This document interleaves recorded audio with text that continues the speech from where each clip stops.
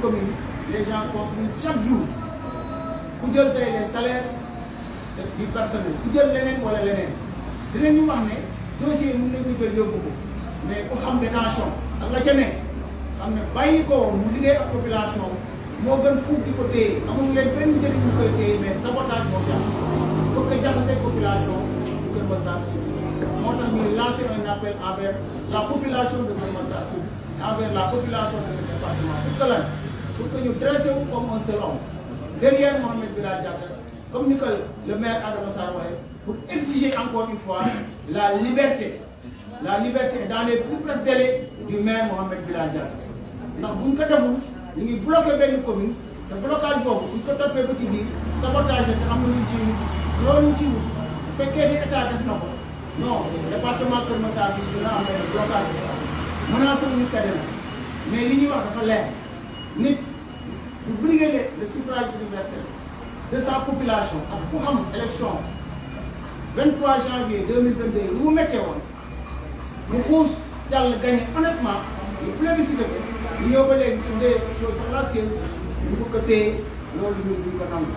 moo tax tey à ce jour ñu lundi 10 avril 2023 ñun collègue maire yi ak président conseil départemental ñu toog pour ñu ñëpp bokk ndey bokk bàyyi taxawal li nga xam ne nii mooy dénonciation boobu wax ne nañ ko libérer en tout cas nous déclarons solennellement en ce 10 avril que il va falloir libérer coûte que coûte dans les plus brefs délais le maire Mohamed Bilal Diatta maire de Kër Massar Sud loolu moo tax ñu toog fi ànd ceeg askan wi ànd ceeg tout Kër Massar pour dire vive la liberté encore une fois vive la liberté.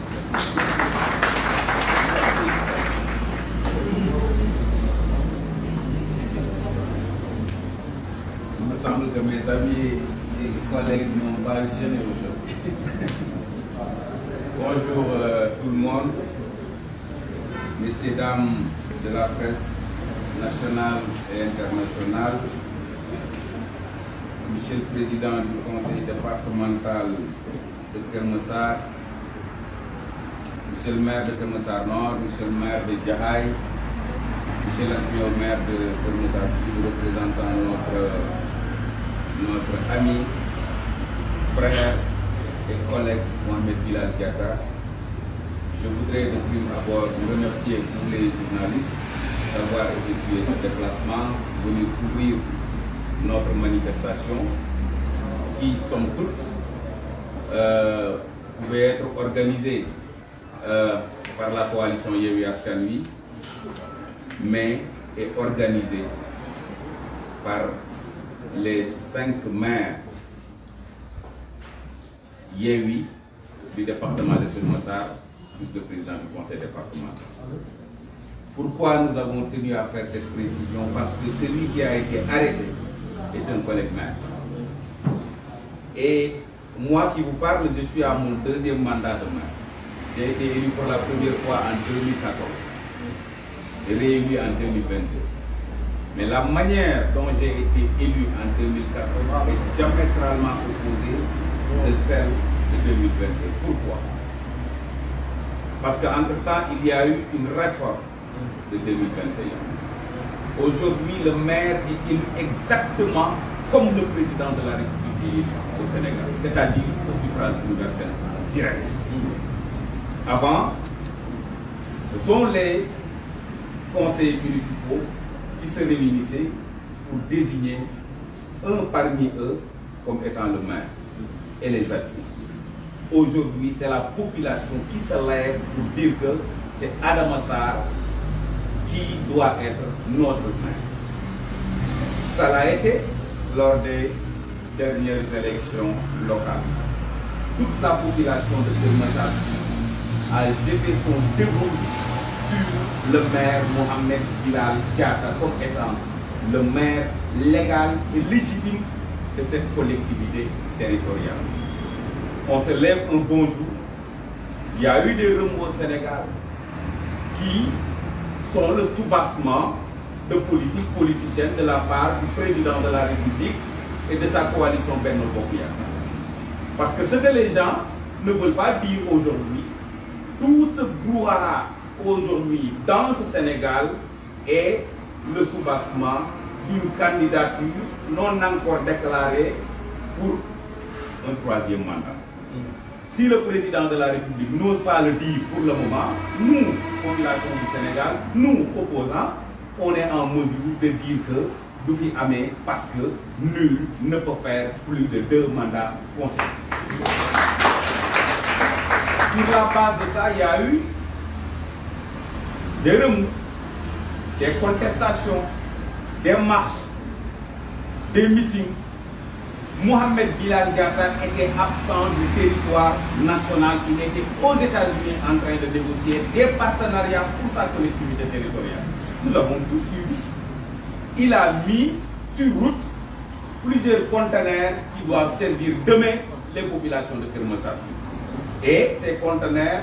sont le fruit d'un partenariat qu'il avait déjà scellé quand il avait fait sa première mission aux États-Unis. Moi qui vous parle, je l'ai vu, je l'ai rencontré avant-hier, le vendredi, à la prison de Rebeuss. Il m'a donné un message en me disant qu'il voulait d'abord remercier ses collègues maires, remercier le conseil municipal de Keur Massar, remercier le président du conseil départemental, remercier les populations de Keur Massar d'une manière générale et particulièrement de Keur Massar Sud, mais qu'il déclare aujourd'hui ad vitam aeternam, il maintient véritablement son ancrage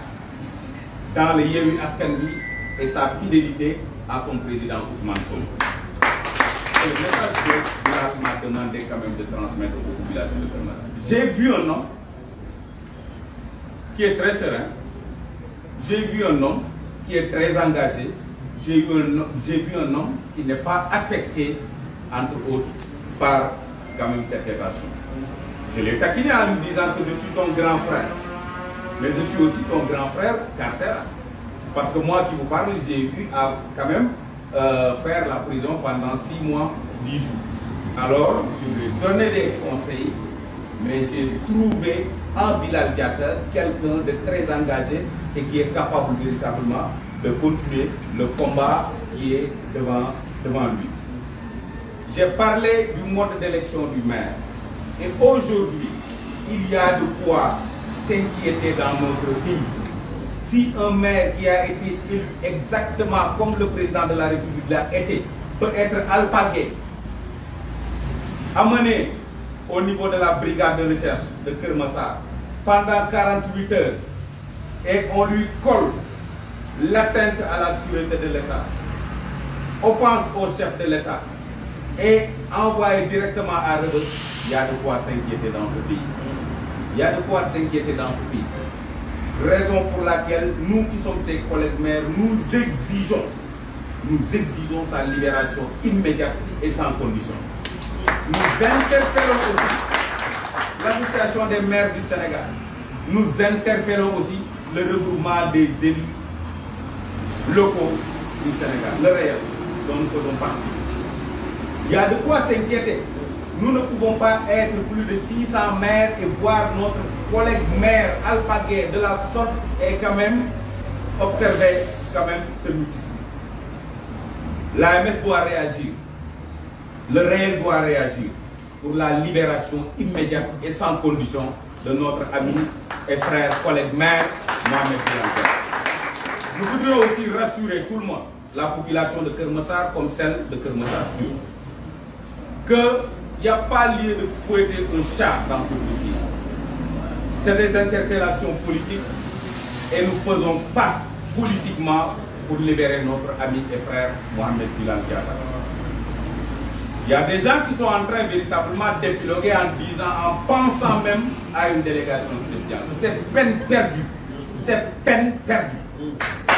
C'est peine perdue. Il n'y aura pas de délégation spéciale ici. Nous, les collègues maires de Bilal Diatta, nous sommes en phase avec le conseil municipal de Keur Massar Sud. Et il n'y a pas de retard. Même jusque dans les salaires, il n'y a pas de retard. Il n'y a pas de dysfonctionnement dans cette collectivité territoriale. Les choses marchent comme si le maire était exactement à sa place. Donc il n'y a pas lieu de penser une seule seconde à une délégation spéciale. Et le moment venu, le cas échéant, nous ferons face pour empêcher véritablement à Macky Sall et son régime de faire en sorte que Mohamed puisse perdre son mandat. Il ne perdra pas son mandat, d'autant qu'il est un détenu de droit commun qui a la possibilité, comme il le fait aujourd'hui même, de recevoir son secrétaire municipal pour gérer les affaires courantes en attendant que ce dernier puisse venir donner les orientations à qui de droit à la collectivité territoriale.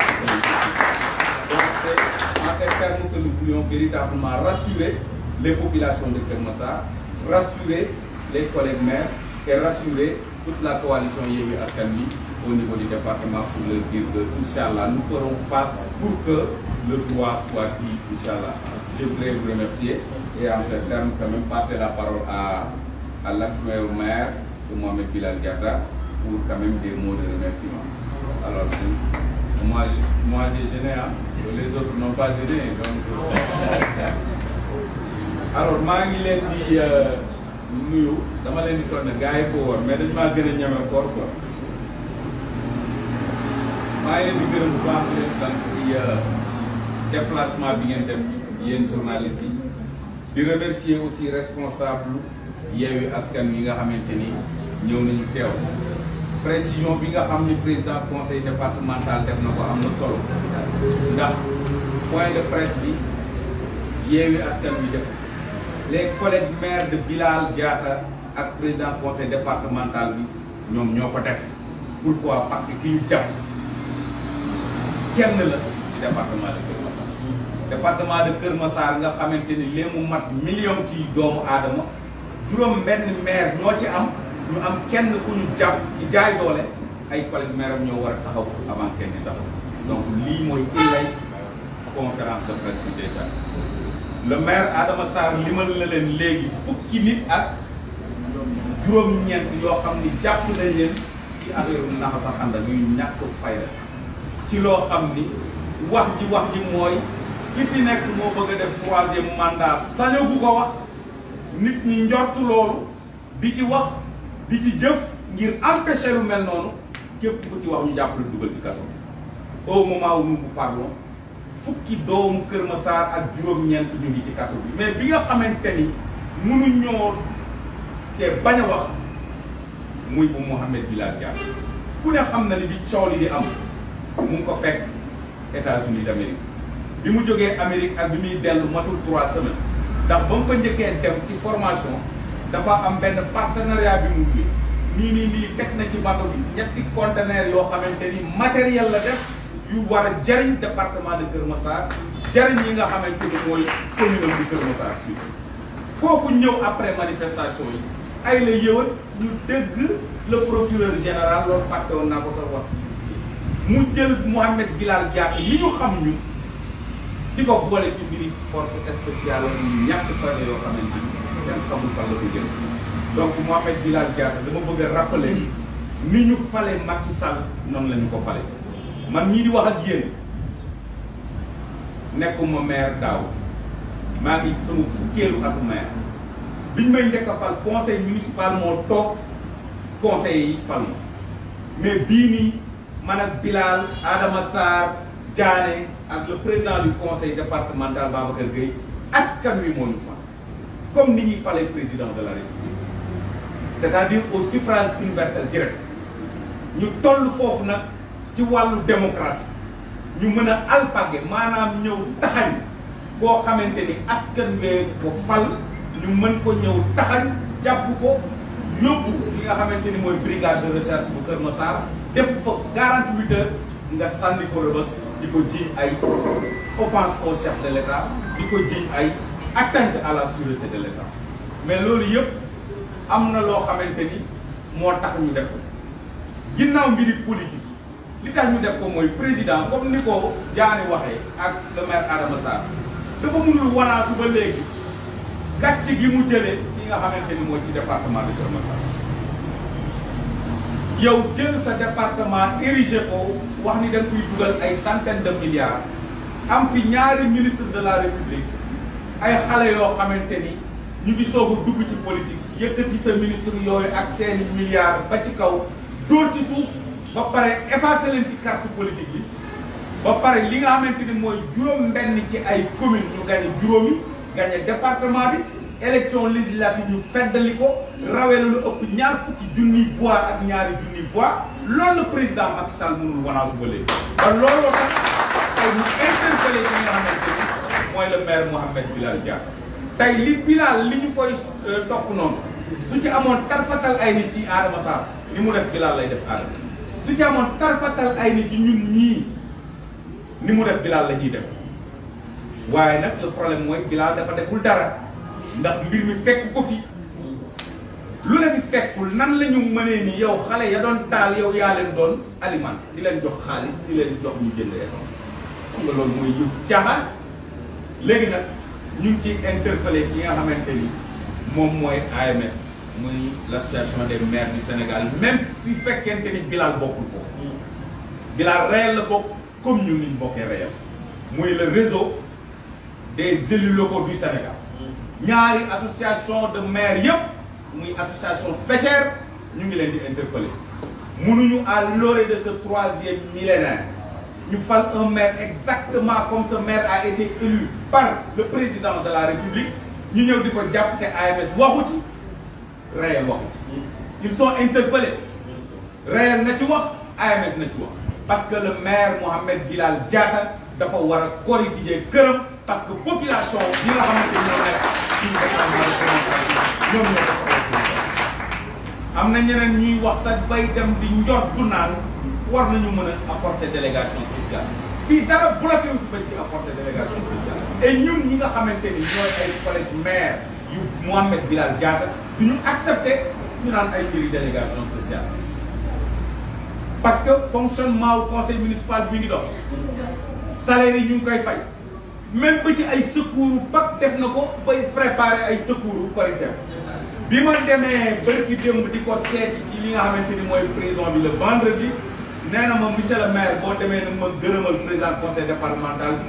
gërëmal ma les maires gërëmal ma toute la population de Kër Massar d'une manière générale en particulier la population de Kër Massar Sud te di leen wax ni projet yi nga xamante ne entamé woon nañ ko loolu fàtte woon naa ko wax ci message bi mooy boulevard bu magam bi jàpp na ni ñun ses collègues maires war nañu mën a encadrer son conseil municipal et son administration pour que mu lancer appel d'offre bi très rapidement ndax li mu reporté ci xaalis mat na 280 millions et loolu yëpp ci investissement la ko bëgg a def ci mbiri pavage te loolu aussi incha allah danañu ci liggéey pour wan leen ni délégation spéciale ñu koy wax dañ ko xam parce que ñaara ko mën a indi conseil municipal bu bloqué ak loo xamante ni mooy fonctionnement wu administration lépp bloqué te dara pour le moment c'est un détenu de droit public mi ngi au niveau du de la maison d'arrêt et de correction au moment où je vous parle son secrétaire municipal mi ngi en audience ak moom mu koy jox les orientations pour que bu ñu ñëwee ñu mën a xam ci teg seen tànk donc ay la yoon nag moo fi bloqué donc ñuy wax loolu dañu bàyyi waxi caaxaan yi dañu bàyyi waxi caaxaan yi ñun ses collègues maires nous exigeons que Mouhamed Bilal Diatta ñu libéré ko dans les meilleurs délais et loolu lu ñuy ñaan lu ñuy exiger la parce que deful waxul ñi def wax ñu ngi ci Macky Sall mu leen di tam-tamal te ñooñu seen place moo nekk ci prison Mouhamed Bilal Diatta un maire exemplaire comme moom jàpp naa ni waruñu ko sa place n'est pas en prison donc ñu ngi ñaan ñëpp ñu jàpp ci combat bi incha allah ba li nga xamante ni moom lañu war a def ñu jàpp mu ñu libéré maa ngi leen di sant bu baax dégg ma yeggee di sant na maam yàlla la nekk ah su ma yeggee di sant maam yàlla la nekk faale ni ana ñu ak jaañe liggéey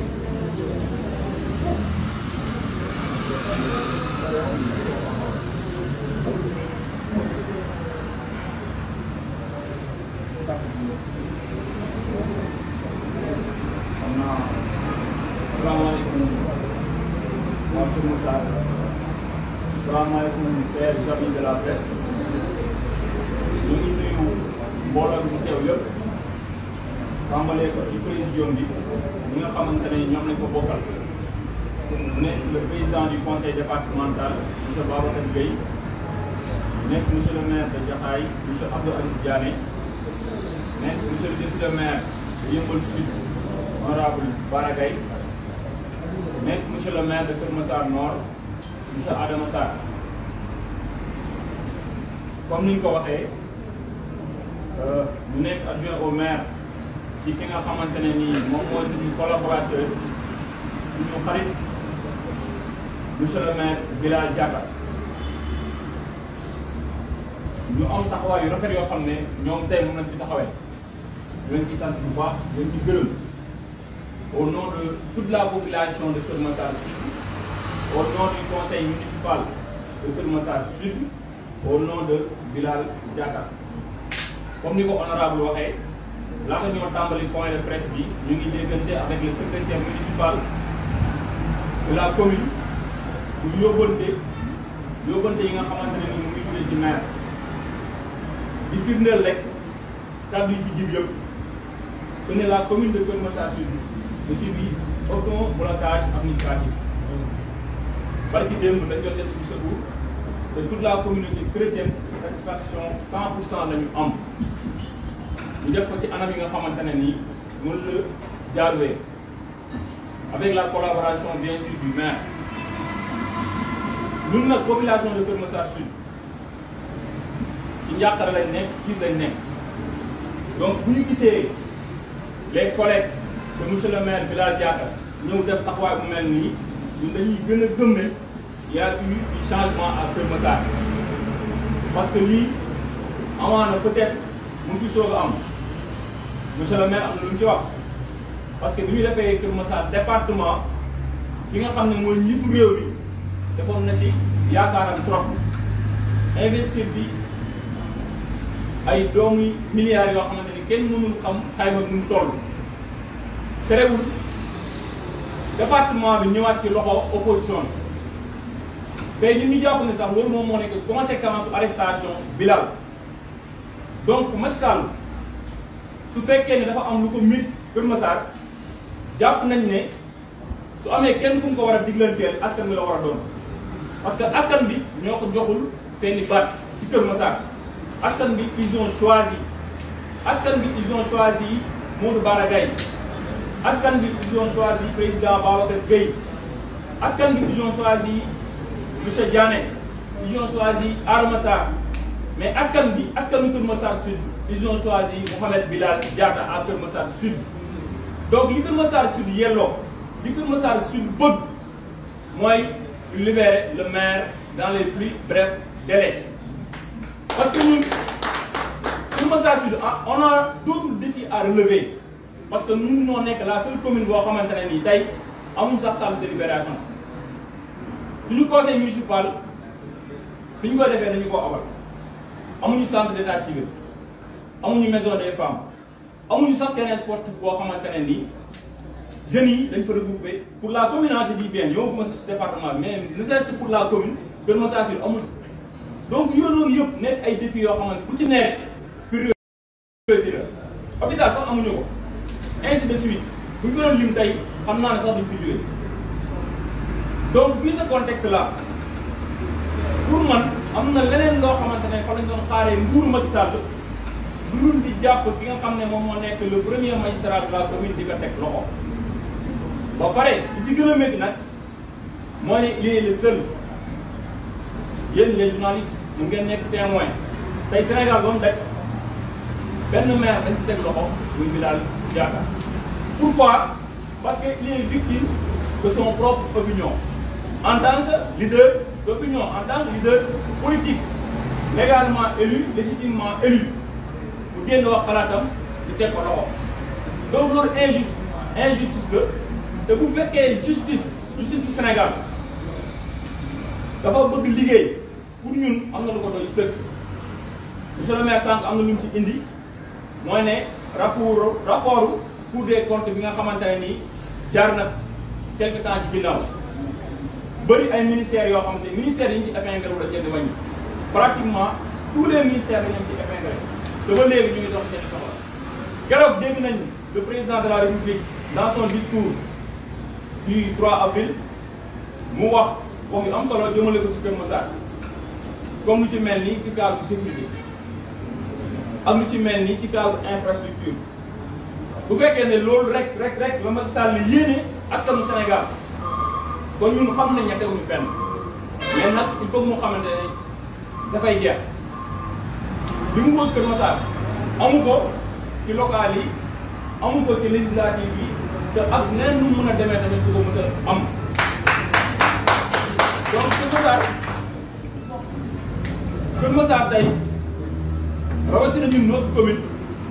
li ñuy réclamer comme toujours comme ni ñu ko waxee woon bële passé mooy la libération immédiate et sans condition du maire Bilal Diatta parce que la commune de Kër Massar mënuñoo woy ci lii tey am na ay actes yoo xam ne jot nañ ko def ginnaaw suñu point de presse bi nga xam ne niroon nañ ko au niveau de notre salle de délibération bi ñu noppee ci loolu ñu àndoon avec le conseil municipal de Kër Massar Sud def une marche bi ñu noppee tey ñu ànd avec les maires du département toog waxtaan janoog ak sénégalais yëpp xamal ne li nga xamante ne mu ngi nekk di xew ci Kër Massar buñ ci noppee nag incha allah dinañ dem au plus haut niveau moo xam regroupement yi nga xamante ne ni moom moo dajale mboot képp koo xamante ne ni askanu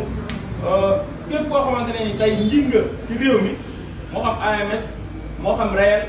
moo xam ba feneen ak feneen en tout cas on va porter le combat jusqu'à la libération de Bilal Diatta dañuy remercier nag ñi nga xam ne ñëpp ñoom ñoo fi teew comme ni ko président waxee sànq ñi nga xamante ne nii suñuy collaborateur lañ ci bureau municipal bu Kër Massar Sud ñu ngi fi muy le bureau municipal ñu ngi leen di remercier également la population de Kër Massar parce que gis nañ taxaw bi nga xam ne taxawu nañ ko Bilal depuis bi mu fekkee bi mu nekkee ci biir kaso bi ak léegi di remercier également les membres de la coalition Yewwi Askan bi nga xamante ne nii ci ndogalu yàlla dinañ jaare ñun ñëpp tey am ay ndomba tànk ci commune bi donc xam naa li ñuy daanee rek si vous me permettez yóbbante la également le premier adjoint au maire de la commune de Kër Massar Sud di doyen Ousmane Diop bi nga xamante ne nii yaakaar naa démb ak léegi ñoo ngi dégg ay lam-laamee ci ay mbir yoo xamante ne nii jegewu ko laalewu ko ñun au niveau de Kër Massar Sud en tout cas le bureau municipal am na leneen lu ñu tal lu dul naan dañuy rejoindre un régime finissant taluñu ko sax li ñu tal mooy servir askan bi li ñu tal mooy sikkil waa Kër Massar Sud donc amul aucun adjoint au maire tey ci Kër Massar Sud boo xam ne moo ngi jéem a joxanteeg loxo ak ki nga xamante ne nii moom moo nekk de l'autre côté ñu jëkkëru Marème Faye Sall ñun ci li ñu toll mooy fexe ba suñu maire nu ñu génnee liggéey bi nga xamante ne nii askan bi dénk nañu ko ñu xool naka lañ ci continuer donc il n'y a pas et il n'y aura pas de transhumance en tout cas au niveau du bureau municipal de Kër Massar loolu lañ ne woon nañ leen koy jottali donc su ko defee ñu bàyyiwaat kàddu gi ak le président Babacar Gueye pour mu def la synthèse du point de presse je leen di remercier.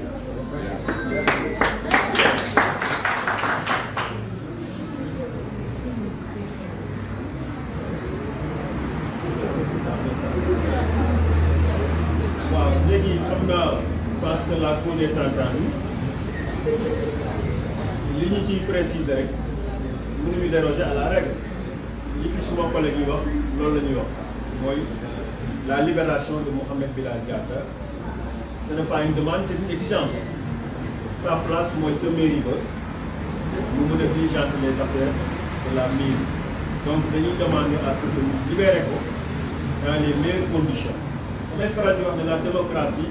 c'est un phénomène social c'est la raison pour laquelle askan bi li ñu bëgg loolu en définitive loolu moom mooy li société bi bëgg li peuple bi bëgg loolu moo tax ñu naan force restera au peuple parce que la démocratie c'est un phénomène social loolu lu am solo su fekkee dañu koy rappeler autorité yi demande leen à ce que ñu libéré mu ne Bilal Diatta donc li collègue yi wax li suñu camarade honorable Bara ñeneen wax ko fi te mooy li mu interpellé les associations des élus locaux loolu aussi dañ koy réitérer l'AMS ak le réel pour que ñu monter au créneau pour que ce problème là ñu régler parce que aussi on ne peut pas avoir plus de 500 maires ñu jàpp un seul maire ñëpp toog di seetaan c'est inacceptable te nous sommes tous bu ko bàyyee bu jàll nous sommes tous en sursis et je pense que su boobaa en ce moment nga falu maire en tant à partir du suffrage universel direct ñu lay jariñoo ne serait-ce que mun nañu la bàyyi ba sa mandat jeex mais je pense que suffrage universel direct boo ko xasee parce que askan bi li ma wax sànq rek moo ci ne askan wi buñ la yaakaaree jël seen baat ñun ñëpp jox la war na am sax lu ñu xool même boo defee erreur sax war nañu xool askan bi la yaakaar confiance boobu parce que peuple bi moo ci am solo askan wi ku ñu bokk yaakaar jël seen kàttan seen baat ñun ñëpp jox ko ne serait-ce que loolu war na tax ñu mën a bàyyi xel peuple boobu nga xam ne ñoo am seen yaakaar jël seen choix teg ko ci benn indi su ko defee loolu moo tax dañuy demander autorité yi ñu delloo fi seen xel libéré Bilal mu dellu ca mairie comme yeneen collègue bi continuer parce que loolu lañu wax loolu moo doon loolu moo war loolu point de presse bi ñu ngi sant ñëpp di gërëm collègue maire yi seen rafetlu seen intervention di gërëm presse bi di jégalu encore une fois ci xaar bi ngeen ñu xaar di sant militants yi sympathisants yëpp di leen jox daje ci fan yi di ñëw merci beaucoup salaamaaleykum wa rahmatulah.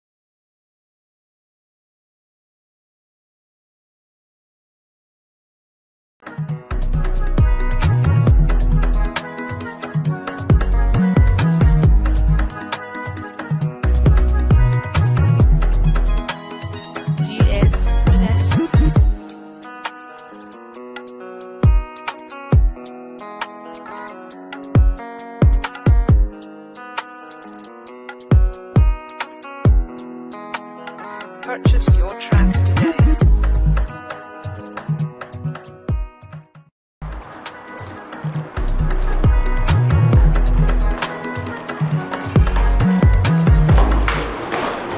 Grand.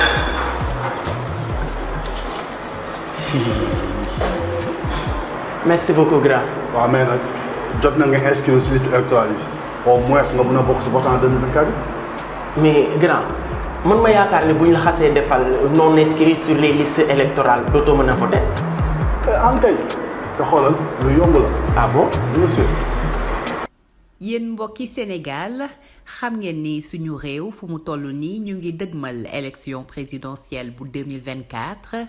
niki noonu yow mi nga xamante ni ci réew mi ngay yeewoo ngay doomi Sénégal wala nga nekk bitim réew am nga sañ-sañu dem inscrire ci liste électorale yi. rawatina su nekkee ni da nga yor pièce d'identité boo xamante ni ci ginnaaw dañ fa bind mandarga bi personne non inscrite sur la liste électorale maanaam yow mënuloo wote am nga sañ-sañu lijjanti loolu naka ngay def bu nekkee ni yaa ngi fii ci réewum Sénégal li ngay njëkk a def mooy nga uti ji certificat de domicile fële ci sa chef de quartier bi ci topp ci phase yi mooy nga dem mairie laaj li nga xamante ni mooy certificat de résidence la ngay def soo paree da ngay daal di dem ci commission administrative bu nekk ci sa commune wane li nga xamante ni mooy sa pièce d'identité ak sa certificat de résidence boo noppee ci loolu nga daal di téye li nga xamante ni mooy récépissé d'inscription bi nga xamante ni moom lañ lay jox ngir nga mën a retirer sa carte après. yow mii di doomi Sénégal bi nga xamante ni yaa ngi bàyyeekoo ci diaspora bi te yaa ngi sàkku inscription bu bees ci liste électorale yi ndax ci sa ginnaaw carte ñi ngi ci bind mandarga personne non inscrite sur la liste électorale yow itam am na yoon boo war a jaar. li ngay njëkk a def mooy nga ut li nga xamante ni mooy carte consulaire wala contrat de location wala certificat de travail wala bépp këyit bu nga xamante ni day firndeel ni yow gox boobu nga dëkk bi ci topp nag mooy nga gànnaayoo li nga xamante ni mooy sa carte d'identité nationale ak justificatif bi nga daal di dem fekk ji benn commission à l'ambassade wala fële au consulat nga laajte inscription bu bees. li ci mujj garder récépissé de dépôt bi téye ko ndax mooy tax nga mën a retirer sa carte.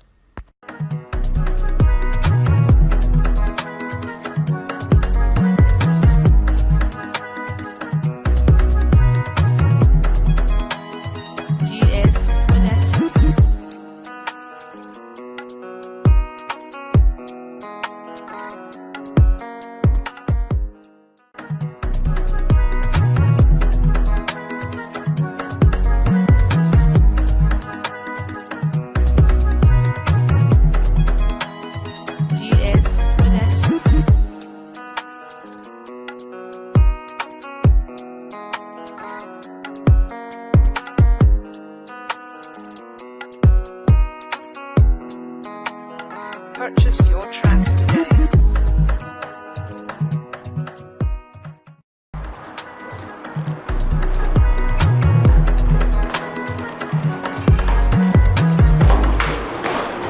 Grand.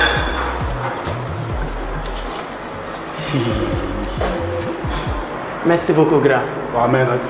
jot na nga.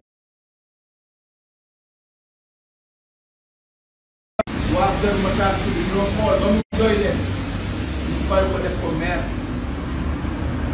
mu war a am liggéey bu am solo bu mu leen war a liggéeyal donc nañuy ñaan Bilal Diatta ñu bàyyi ko nu mu gën a gaawee parce que waa Kër Massar bi lañ kaa soxla mooy seen maire ñi doon présenté wu candidat dafa bëri woon waa Kër Massar surtout jël seen confiance teg ko ci kaw bi nga xamante ni si mooy Bilal Diatta donc dañuy ñaan ñu bàyyi ko ci nu mu gën a gaawee parce que lii nag du lenn lu dul persécution du lenn lu dul oppression te oppression boobu nag ñun waa Kër Massar maire yi nga xamante ne dañoo bokk département Kër Massar yëpp dañu ne oppression boobu noonu dafa doy nous réclamons la liberté immédiate du maire de la commune de Kër Massar Sud monsieur Mouhamed Bilal Diatta loolu doonu lu ñuy ñaan dañ koy réclamer dañ koy dem xeex pour que maire Bilal Diatta ñoo suñu ñun parce que ñun ñooy ay naataangoom di wax ni nag bu fekkente ne daa am lu ñu nar ak képp kuñ fa mën a indi ñun maire yi duñu liggéey ak moom te duñ ko yaatal suñu département. Mouhamed Bilal Diatta la waa Kër Massar Sud fal moom la ñuy àndal moom la ñuy xeexal moom la ñuy yaatal moom la ñuy liggéeyal loolu nag il faut mu leer. parce que am na ay dossiers yi nga xamante ne moo gën a tàng fopp li nga xamante ne moom lañ jàppee Bilal Diatta mais yéen ñu si jàppuñu si li mu ni rapport Cour des comptes épinglé ay ministre lu mel ni 94 milliards yi lu mel ni 29 milliards Prodac je pense que justice si loolu la war a yëngu si loolu la war a ubbi ay dossiers parce que loolu moo ëppal njëriñ askanu Sénégal loolu moo ëppal njëriñ askanu Kër Massar mais pas di jàpp suñuy doom mais pas di jàpp suñuy maire donc man loolu laa bëggoon wax di wax ni Kër Massar yëpp taxaw nañu tey les 6 communes le conseil du département pour xeex pour que suñuy doom yi nga xamante ne ñoo nekk ci kaso bi génn mais pour que également ñi nga xamante ne mooy suñu naataangoon suñu collègue suñu xarit di suñu doomu ndey Mouhamed Bilal Diatta génn suñu mu gën a gaawee loolu doonul lu ñuy ñaan lu ñuy exiger la donc loolu laa bëggoon wax maa ngi gërëm ñëpp maa ngi sant ñëpp.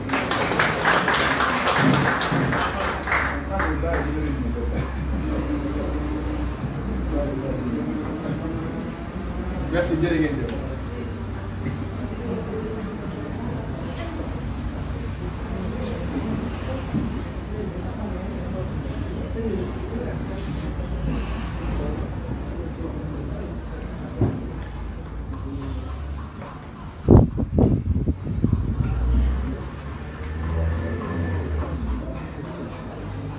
ginnaaw bi ñu gis nga ci seytaane ci wërdu yàlla sant yàlla bi ci rasulullah sallallahu alayhi wa sallam di jaajëfal ñi fi teew ñëpp nous sommes dans un mois saint de Ramadan di baalu ak ñëpp di ñaan yàlla aussi koor gi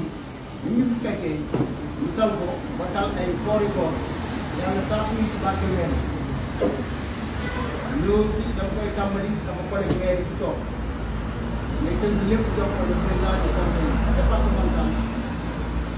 suñu grand frère Babacar Diop di nuyu également tous les responsables de Yewwi Askan Wi nga xam ne ñu ngi toog suñu wet teel a ñëw pour mën a jëmmal bis bi pour wane bis bi solo bu mu am mais également di leen gërëm di leen sant yéen mbokk journalistes yi ndax lii ñuy def fii tey ci yéen lañu yaakaar pour ñu mën a tasaaroo à travers les 4 coins du monde. sama intervention Adama Sarr maire Kër Massar Nord déjà teg na les pièces du puzzle muy ñun ñëpp constaté nañ les arrestations abusives yu fi am ci jamono yi partout au Sénégal mais notamment dans le département de Kër Massar qui est un nouveau département ci biir arrestation yooyu suñu naataango suñu xarit suñu frère suñu collègue maire Mouhamed Bilal Diatta bokk na ci te arrestation boobu dafa am soubassement de sabotage il faut ñu wax ko il faut appeler un chat par un chat ndaxte lu toll ne Kër Massar Sud nga mën ko xañ un maire pour lan pour des propos donc wax le fond de sa pensée teg ko ci logique nga ñëw arrêté ko abusivement loolu dañ koy dénoncer te dañu bëgg du jóge fi tey nañu maire Kër Massar Sud est-ce que état mi ngi jàngat conséquences yi mën a am ak njeexital yi mën a am biir Kër Massar Sud parce que le maire d'une commune a entrepris les destins de toute une population ñu téye ko boobu ak léegi presque une vingtaine de jours depuis le 23 mars nan la commune bu mel noonu di fonctionner bu xam solo bu maire am ñun ñu fi toog ay maire lañu président conseil départemental bu ñu absenté suñuy commune benn jour wala ñaar wala ñett ngay gis commune bi ñu commencé sooxe ne serait-ce que pour des problèmes de signature dëgg la ñu ngi voyagé ñu ngi ñëw mais tey Mouhamed Bilal Diatta honorable Bara Gaye le maire Adama Sarr le président Babacar bu demee voyage mais c'est pour aller négocier un partenariat et puis ci jumtukaay xarala yi daanaka foo mën a nekk ci àdduna mel na ne yaa ngi sa biir commune waaye bu la tëjee ne la rab ñun ñëpp xam nañ ne tu es privé de tes libertés te loolu dafa am ay conséquences négatives au niveau de la commune de Kër Massar Sud moo tax ñu tiré benn sonnette d'alarme am na lu ci état bi wut y a un soubassement de sabotage mënuñu ko bañ a wax dañ koy dénoncer ndax tey ñu ngi bëgg a nësaxal liggéey bi rafet bi nga xam ne nii Mouhamed Bilal Diatta tàmbali woon na ko au niveau de Kër Massar Sud ndax ku jël autorisation de construire ku xam suñu commune les gens construisent chaque jour ku jël tey les salaires du personnel ku jël leneen wala leneen dinañu wax ne dossier yi mën nañu jël yóbbu ko mais ku xam détention ak la ca ne xam ne bàyyi ko mu liggéey ak population moo gën fuuf di ko téye amul leen benn njëriñ bu koy téye mais sabotage moo tax pour que jaxasee population bu Kër Massar Sud moo tax ñuy lancer un appel envers la population de Kër Massar Sud envers la population de ce département pour que ñu dressé wu comme un seul homme derrière Mohamed Bilal Diatta comme ni que le maire Adama Sarr waxee pour exiger encore une fois la liberté dans les plus brefs délais du maire Mohamed Bilal Diatta ndax buñ ko deful ñu ngi bloqué benn commune te blocage boobu buñ ko toppee ba ci biir sabotage te am na lu ñu ciy wut loolu ñu ciy wut bu fekkee ni état def na ko non département Kër Massar bi dina am benn blocage bi menacé ñu kadde na mais li ñuy wax dafa leer nit bu briguer le suffrage universel de sa population ak ku xam élection 23 janvier 2022 lu mu méttee woon mu xuus jàll gagné honnêtement ñu plébiscité ko ñu ñëw ba léegi tuddee chose fallacieuse ñu ko téye loolu ñun duñ ko nangu moo tax tey à ce jour du lundi 10 avril 2023 ñun collègue maire yi ak président conseil départemental ñu toog pour ñu ñëpp bokk ndey bokk bàyyi taxawal li nga xam ne nii mooy dénonciation boobu wax ne nañ ko libérer en tout cas nous déclarons solennellement en ce 10 avril que il va falloir libérer coûte que coûte dans les plus brefs délais le maire Mohamed Bilal Diatta maire de Kër Massar Sud loolu moo tax ñu toog fi ànd ceeg askan wi ànd ceeg tout Kër Massar pour dire vive la liberté encore une fois vive la liberté.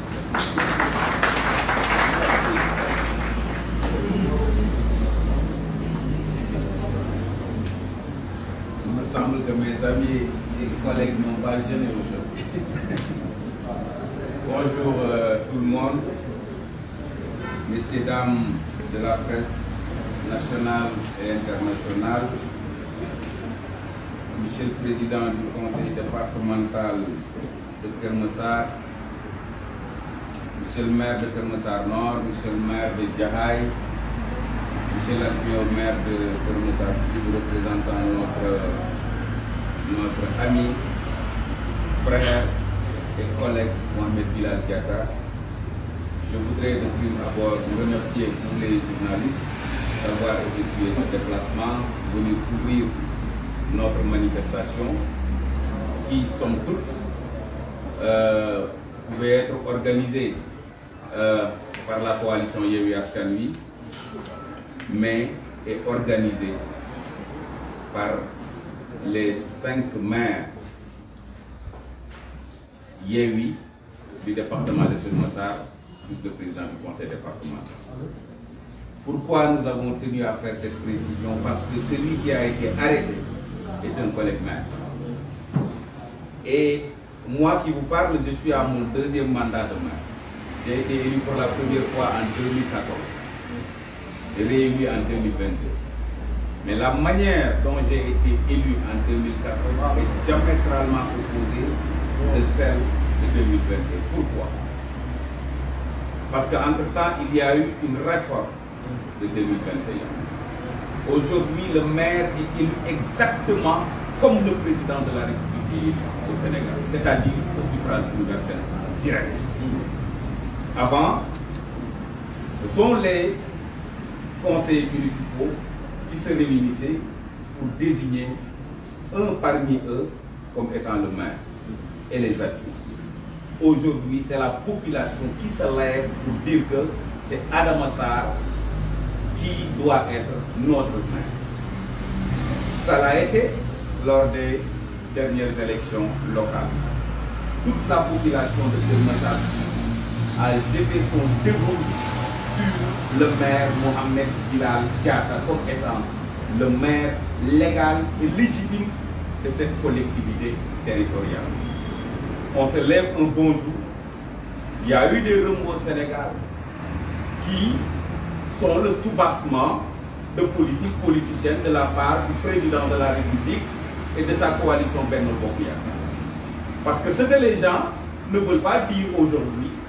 tout ce brouhaha aujourd'hui dans ce Sénégal est le soubassement une candidature non encore déclarée pour un troisième mandat. Si le président de la République n'ose pas le dire pour le moment, nous, population du Sénégal, nous, opposants, on est en mesure de dire que Doufi Amé, parce que nul ne peut faire plus de 2 mandats consécutifs. Sur la base de ça, il y a eu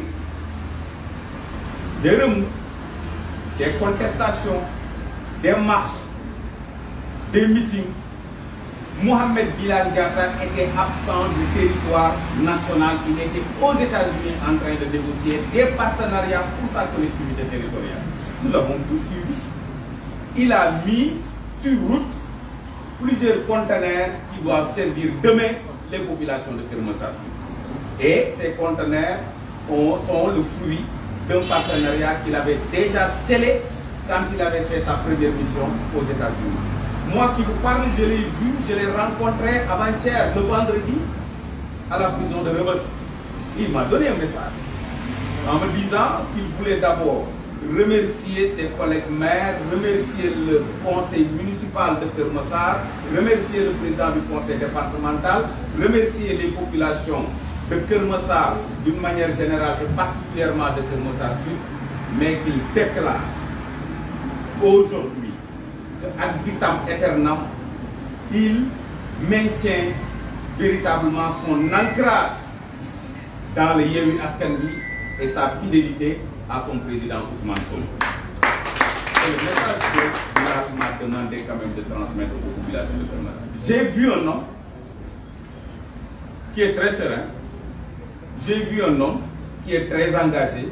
j'ai vu un homme qui n'est pas affecté, entre autres, par quand même cette évasion. Je l'ai taquiné en lui disant que je suis ton grand frère, mais je suis aussi ton grand frère carcéral. Parce que moi qui vous parle, j'ai eu à quand même faire la prison pendant 6 mois, 10 jours. Alors, je lui ai donné des conseils, mais j'ai trouvé en Bilal Diatta quelqu'un de très engagé et qui est capable véritablement de continuer le combat qui est devant lui. J'ai parlé du mode d'élection du maire. Et aujourd'hui, il y a de quoi s'inquiéter dans notre pays. Si un maire qui a été élu exactement comme le président de la République l'a été, peut être alpagué, amené au niveau de la brigade de recherche de Keur Massar pendant 48 heures, et on lui colle l'atteinte à la sûreté de l'État, offense au chef de l'État, et envoyé directement à Rebeuss, il y a de quoi s'inquiéter dans ce pays. Il y a de quoi s'inquiéter dans ce pays. Raison pour laquelle nous qui sommes ses collègues maires, nous exigeons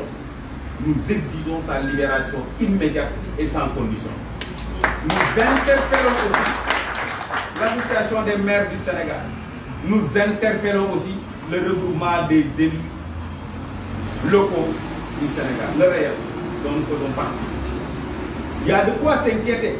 Nous ne pouvons pas être plus de 600 maires et voir notre collègue maire alpagué de la sorte et quand même observer quand même ce mutisme. L'AMS doit réagir. Le réel doit réagir pour la libération immédiate et sans condition de notre ami et frère collègue maire Mohamed Bilal Diatta. Nous voudrions aussi rassurer tout le monde, la population de Keur Massar comme celle de Keur Massar Sud, qu'il n'y a pas lieu de fouetter un chat dans ce dossier. C'est des interpellations politiques et nous faisons face politiquement pour libérer notre ami et frère Mohamed Bilal Diatta. Il y a des gens qui sont en train véritablement d'épiloguer en disant, en pensant même à une délégation spéciale. C'est peine perdue. C'est peine perdue. C'est peine perdue. Il n'y aura pas de délégation spéciale ici. Nous, les collègues maires de Bilal Diatta, nous sommes en phase avec le conseil municipal de Keur Massar Sud. Et il n'y a pas de retard. Même jusque dans les salaires, il n'y a pas de retard. Il n'y a pas de dysfonctionnement dans cette collectivité territoriale. Les choses marchent comme si le maire était exactement à sa place. Donc il n'y a pas lieu de penser une seule seconde à une délégation spéciale. Et le moment venu, le cas échéant, nous ferons face pour empêcher véritablement à maximiser Sall et son régime de faire en sorte que Mohamed puisse perdre son mandat. Il ne perdra pas son mandat, d'autant qu'il est un détenu de droit commun qui a la possibilité, comme il le fait aujourd'hui même, de recevoir son secrétaire municipal pour gérer les affaires courantes en attendant que ce dernier puisse venir donner les orientations à qui de droit à la collectivité. Donc c'est en ces termes que nous voulions véritablement rassurer les populations de Keur Massar, rassurer les collègues maires et rassurer toute la coalition Yewwi Askan Wi au niveau du département pour leur dire que, Inch'Allah, nous ferons face pour que le droit soit dit, Inch'Allah. Je voudrais vous remercier et en ces termes quand même passer la parole à l'adjoint au maire de Mohamed Bilal Diatta pour quand même des mots de remerciement. Alors, moi j'ai gêné, hein? Les autres n'ont pas gêné. Donc, alors, maa ngi leen di nuyu dama leen di toog ne gars yi ko woon mais dañu maa gën a ñeme koor quoi. maa ngi leen di gërëm bu baax di leen sant ci déplacement bi ngeen def yéen journalistes yi di remercier aussi responsable Yewwi Askan Wi nga xamante ni ñëw nañu teew précision bi nga xam ni président conseil départemental def na ko am na solo ndax point de presse bi Yewwi Askan Wi def les collègues maires de Bilal Diatta ak président conseil départemental bi ñoom ñoo ko def pourquoi parce que ki ñu jàpp kenn la ci département de Keur Massar département de Keur Massar nga xamante ni lee mu mat million ci doomu aadama juróom benn maire ñoo ci am ñu am kenn ku ñu jàpp ci jaay doole ay collègues maires ñoo war a taxaw avant kenn di taxaw donc lii mooy illay conférence de presse bi déjà le maire Adama Sarr limal na leen léegi fukki nit ak juróom-ñeent yoo xam ni jàpp nañ leen ci affaire naxa sa xanda ñuy ñàkk fayda ci loo xam ni wax ji mooy ki fi nekk moo bëgg a def troisième mandat sañagu ko wax nit ñi njortu loolu di ci wax di ci jëf ngir empêcher lu mel noonu képp ku ci wax ñu jàpp la dugal ci kaso au moment où nous vous parlons fukki doomu Keur Massar ak juróom-ñeent ñu ngi ci kaso bi mais bi nga xamante ni mënuñoo te bañ a wax muy bu Mohamed Bilal Diatta ku ne xam na ni bi coow li di am mu ngi ko fekk États-Unis d'Amérique bi mu jógee Amérique ak bi muy dellu matul 3 semaines ndax ba mu fa njëkkee dem ci formation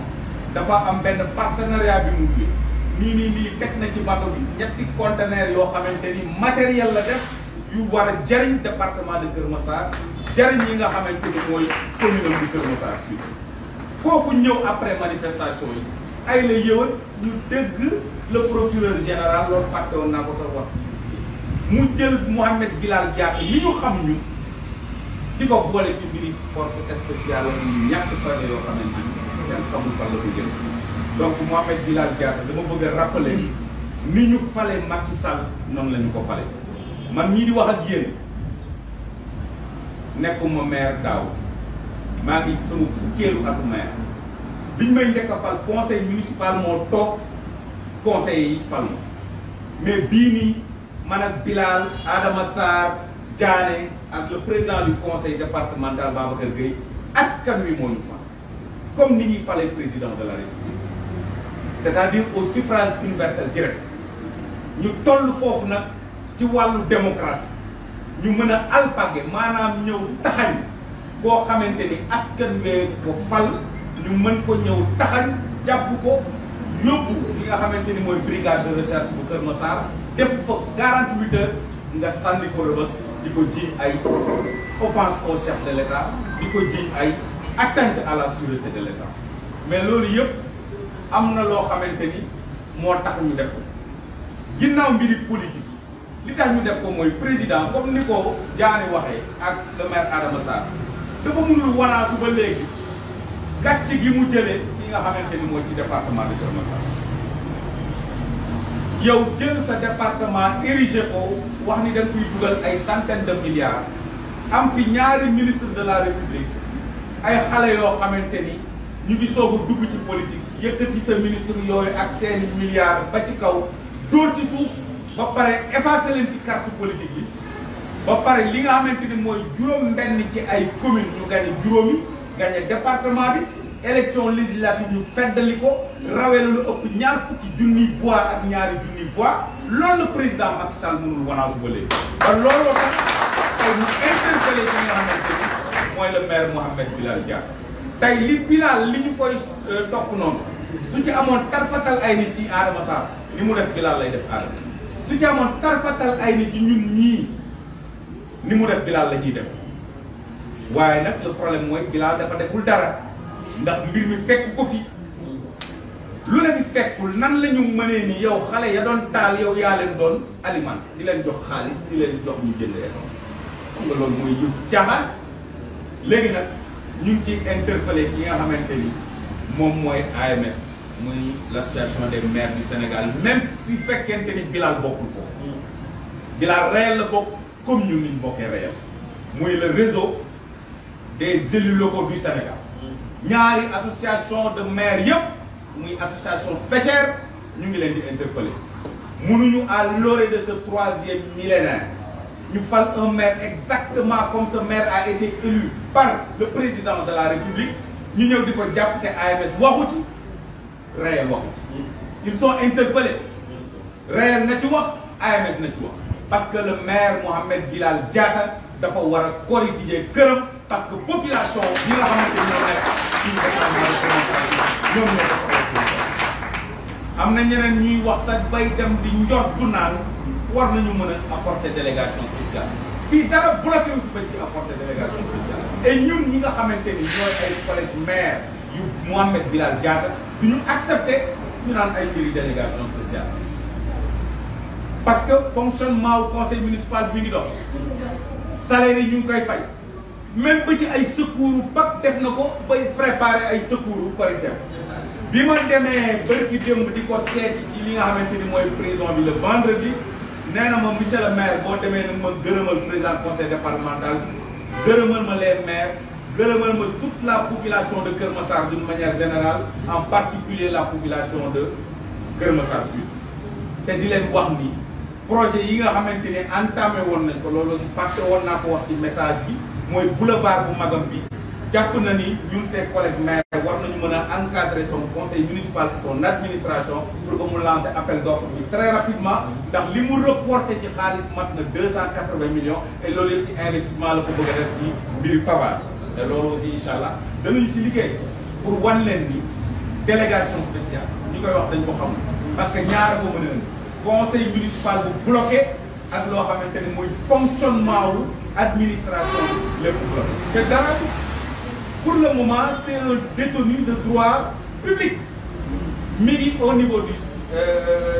de la maison d'arrêt et de correction au moment où je vous parle son secrétaire municipal mi ngi en audience ak moom mu koy jox les orientations pour que bu ñu ñëwee ñu mën a xam ci teg seen tànk donc ay la yoon nag moo fi bloqué donc ñuy wax loolu dañu bàyyi waxi caaxaan yi dañu bàyyi waxi caaxaan yi ñun ses collègues maires nous exigeons que Mouhamed Bilal Diatta ñu libéré ko dans les meilleurs délais et loolu du lu ñuy ñaan lu ñuy exiger la parce que deful waxul ñi def wax ñu ngi ci Macky Sall mu leen di tam-tamal te ñooñu seen place moo nekk ci prison Mouhamed Bilal Diatta un maire exemplaire comme moom jàpp naa ni waruñu ko sa place n'est pas en prison donc ñu ngi ñaan ñëpp ñu jàpp ci combat bi incha allah ba li nga xamante ni moom lañu war a def ñu jàpp mu ñu libéré maa ngi leen di sant bu baax ma yeggee di sa na maam yàlla la nekk ah su ma yeggee di sa maam yàlla la nekk faale ni ana ñu ak jaañe liggéey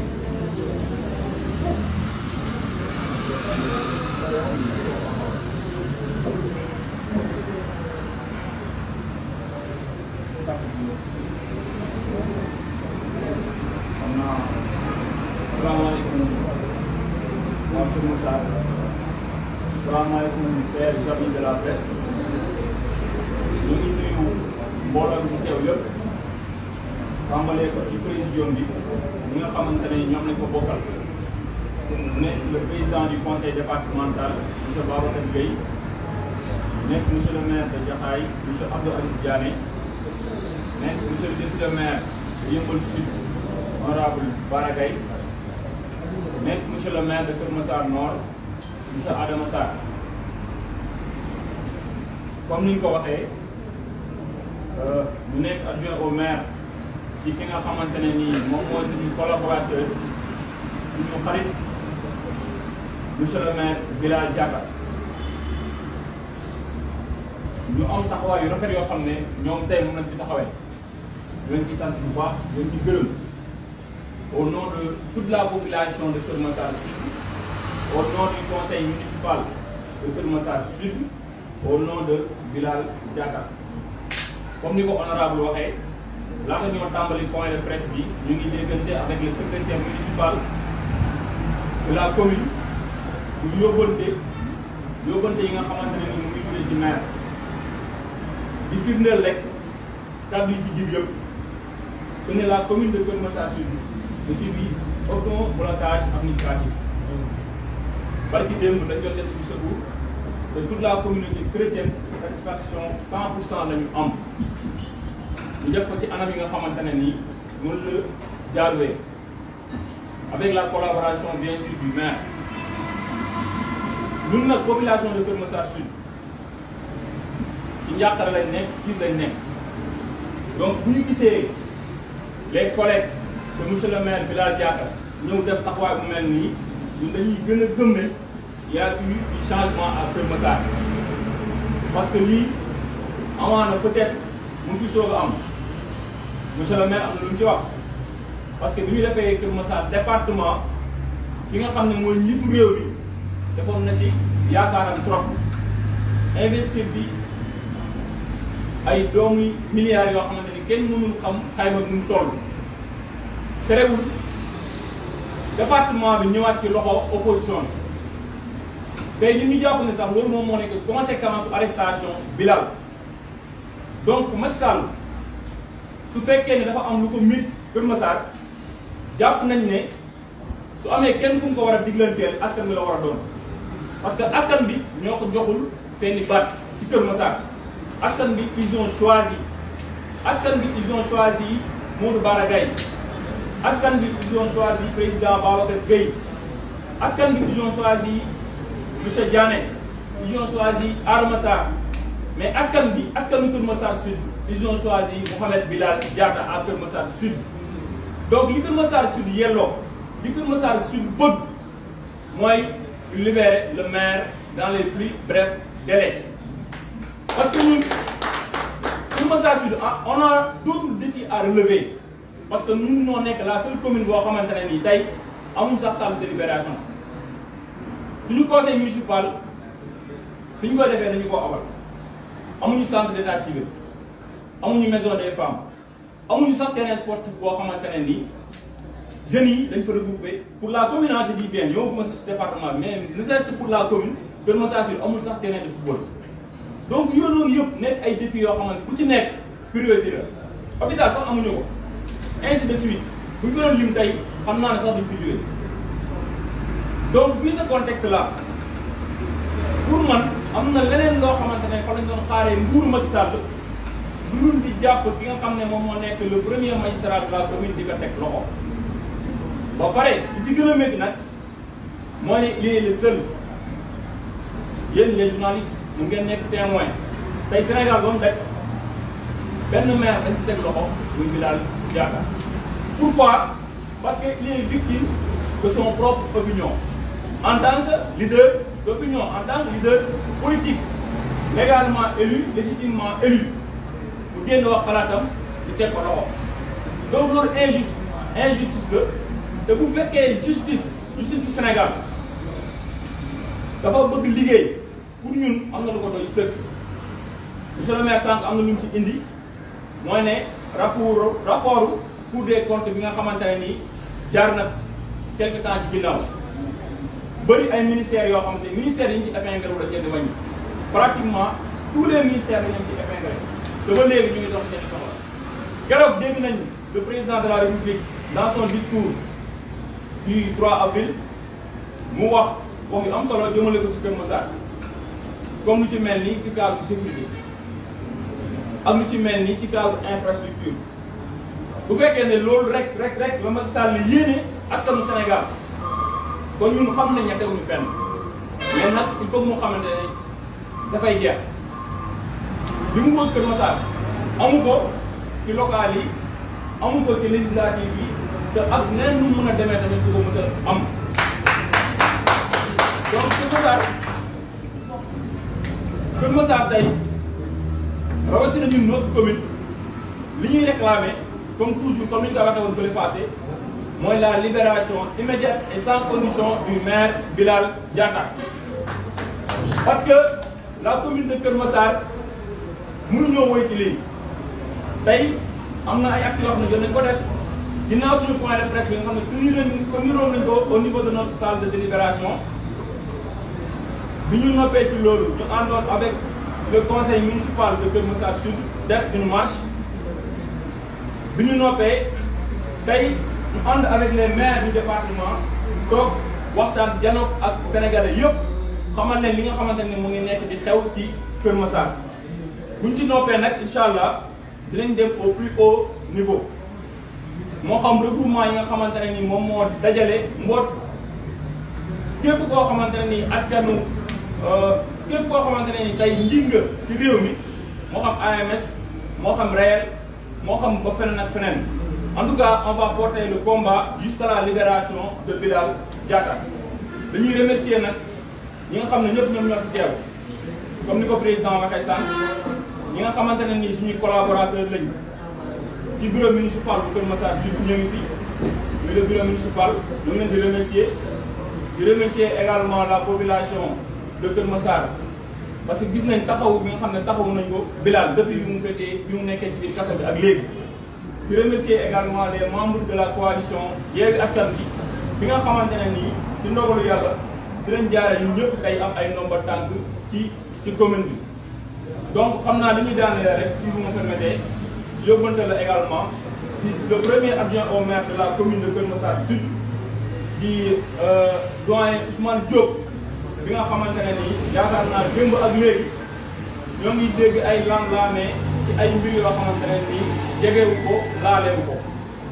ñun au niveau de Kër Massar Sud en tout cas le bureau municipal am na leneen lu ñu tal lu dul naan dañuy rejoindre un régime finissant taluñu ko sax li ñu tal mooy servir askan bi li ñu tal mooy sikkil waa Kër Massar Sud donc amul aucun adjoint au maire tey ci Kër Massar Sud boo xam ne moo ngi jéem a joxanteeg loxo ak ki nga xamante ne nii moom moo nekk de l'autre côté ñu jëkkëru Marème Faye Sall ñun ci li ñu toll mooy fexe ba suñu maire nu mu génnee liggéey bi nga xamante ne nii askan bi dénk nañu ko ñu xool naka lañ ci continuer donc il n'y a pas et il n'y aura pas de transhumance en tout cas au niveau du bureau municipal de Kër Massar loolu lañ ne woon nañ leen koy jottali donc su ko defee ñu bàyyiwaat kàddu gi ak le président Babacar Gueye pour mu def la synthèse du point de presse je leen di remercier.